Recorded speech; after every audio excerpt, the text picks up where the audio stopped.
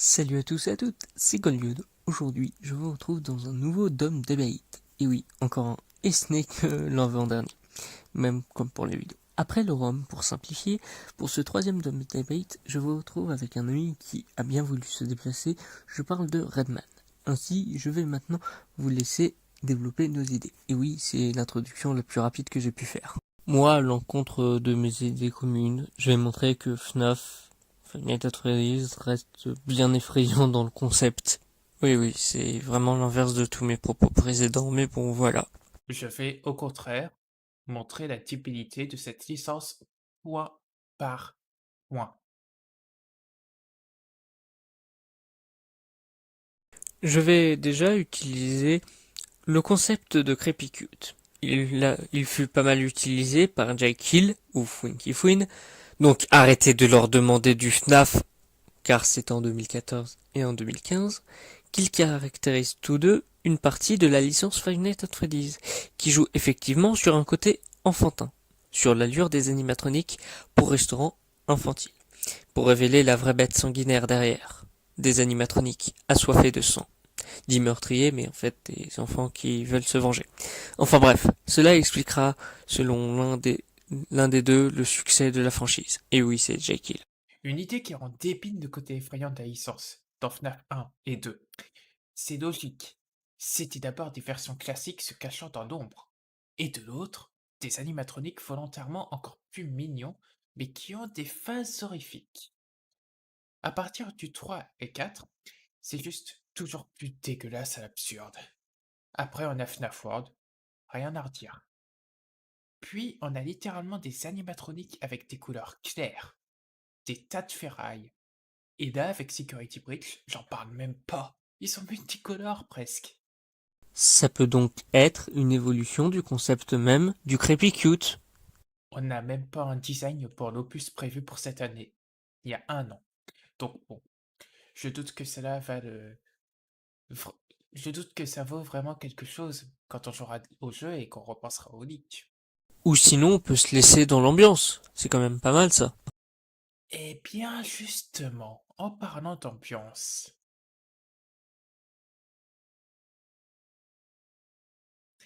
je préfère mille fois mieux celle de certains fangames plutôt que comment est vendu Security Chiasse. C'est vrai que les fans arrivent souvent à faire des ambiances bien plus présentes et pesantes que dans les originaux, ça je te l'accorde. Ou font des antagonistes débiles comme d'un œuf. Celui-ci est officiel grâce au FFI maintenant, donc bon. Tu préfères que je rappelle que le gars fait ça pour le pognon derrière ou que des gens ont fait Five Nights at Ponies? Justement, ça remonte le Crepicute à un niveau plus extrême, la tentation de rendre tout ce qui était mignon en monstre. Même Five Nights in Anime? Je... Ça, tu vas reconnaître, mais l'absurde de FNAF est plus débile qu'autre chose. On aurait été dans un concept théorise ou une autre émission, je t'aurais dit oui. Mais là, en fait, c'est plus complexe. Certes, ça se répète, mais il y a toujours une ambiance pesante. Qui s'adapte aux nouvelles normes de sa propre entreprise. Justement, c'est parce qu'il s'auto-limite, comme j'ai pu le dire autant de fois, pardon, que qu'il va loin du coup, et donc nous permet de voir de nouvelles phases. En ayant Malheur, qui est le même William Afton, qui doit être centenaire. Certes, mais là où c'est intéressant, c'est que cela nous inquiète de voir comment il est revenu et ce qu'il va bien pouvoir faire. Ou se dire comment il va, de manière obsolète, se faire arrêter, pour finalement lui permettre un énième retour. On reste sur des retours avec des dégâts toujours plus visibles, ou à l'inverse selon la vision, de l'attraction d'enfants pour le meurtre d'au minimum de 6 d'entre eux, à pousser un homme au suicide. La manipulation est tout autre, et même peut-être plus forte. Ça a surtout dégraissé en même temps. Et en plus, c'est comme le marketing. Je déteste les petits dessins avec un seul tous les 3 mois. Je propose un boycott contre Steelwood Studio, qu'on leur retire la licence des mains. Bah, en fait, ça peut renforcer le crépicule. stop avec ça. C'est de la merde, mais c'est quand même pas pire que Doko. Comment ça? Ce qu'on s'extase pour un rien. Non mais ne plus pouvoir respirer après un teaser trailer. À un an après le premier teaser image pour un jeu, c'est un peu du foutage de gueule et du fanboyisme. Bah, il y en a bien qui ont fait ça pour l'annonce de The Elder Scrolls 6, dont on n'a toujours pas le nom d'ailleurs. Oui, mais au moins ce jeu ne tease pas trop tôt en donnant une date forcade.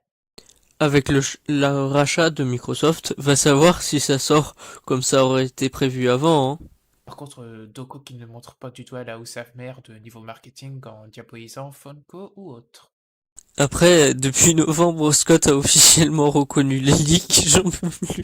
Oui, et ça c'est vraiment une de ses pires erreurs. Mais ce qui permet à Steel Studio de toujours fermer leur gueule, ne disant rien sur un report pour l'année qui suit, qui semble évident. Ou ils le sortent à la fin de l'année, mais à la toute fin quoi. À l'heure où on enregistre, la PS5 est sortie depuis près d'un mois et reste 2-3 semaines hors de celle-ci avant l'an prochain. J'appelle ça du foutage de gueule. En plus de dire, il y a 3 mois, more news comes, qu'est-ce qu'on a eu? Un port mobile qui veut le faire, que plus de gens achètent avec un mini-jeu exclusif qui casse plus ses couilles qu'autre chose, et c'est leak officiel de mes deux. Moi je dis boycott.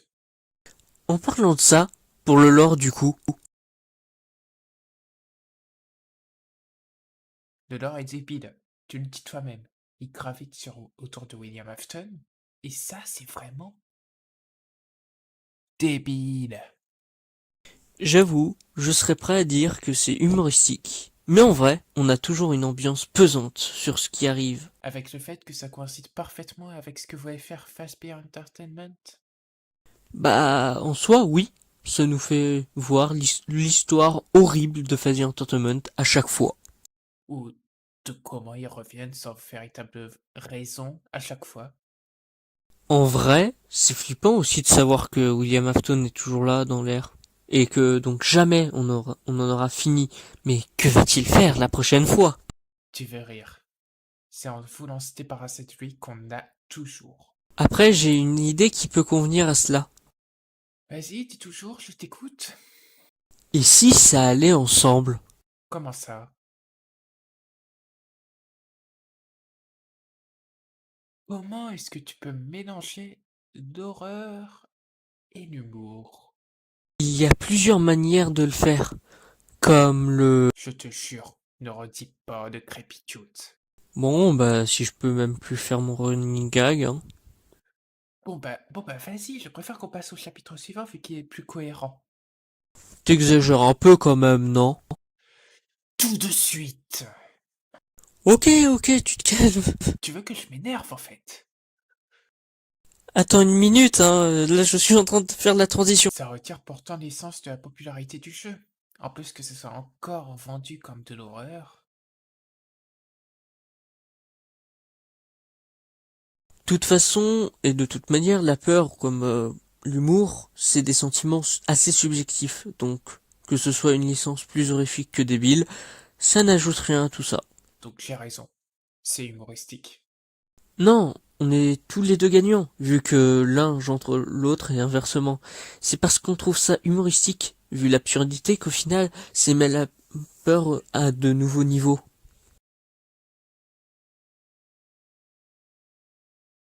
Pour conclure, ouais, il n'y a pas eu de musique pendant les chapitres. Ouais, je suis dégoûté.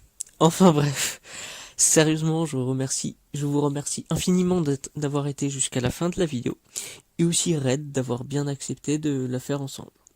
J'espère que ça t'a plu, toi, comme les gens qui regardent.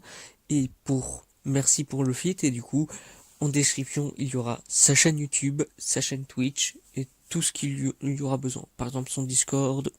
Et on verra ce qu'il voudra, bien évidemment. En tout cas, maintenant, je te laisse donner ton avis que je ne peux faire et écrire comme ça a pu être avec le scénario, quoi. Parce que oui, encore une fois, c'est plus ou moins moi qui l'ai écrit comme le quatrième.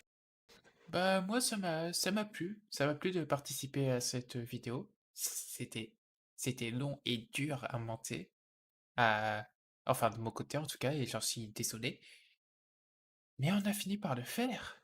Et c'était bien. C'était bien, c'était assez drôle et ouais. mais Je me suis moqué un peu de moi-même, de ma haine, de ma tristesse concernant cette franchise qui, malgré ce qu'on peut penser, me tient à cœur. Et ouais, c'était bien. Du coup, bah, merci à toi, Golddude, de m'avoir invité. Et ouais, faudrait s'en faire ça un jour. Ouais. Je vous retrouve personnellement pour le quatrième et dernier Dumb Debate et aussi dernière vidéo sur Five Nights at Freddy's. Et du coup, je vous dis à la prochaine pour un thème mystère qui ne sera jamais révélé, même quand il sera révélé. Ouais, c'est paradoxal. Bon, allez, salut, hein, c'est bon, c'est fini là.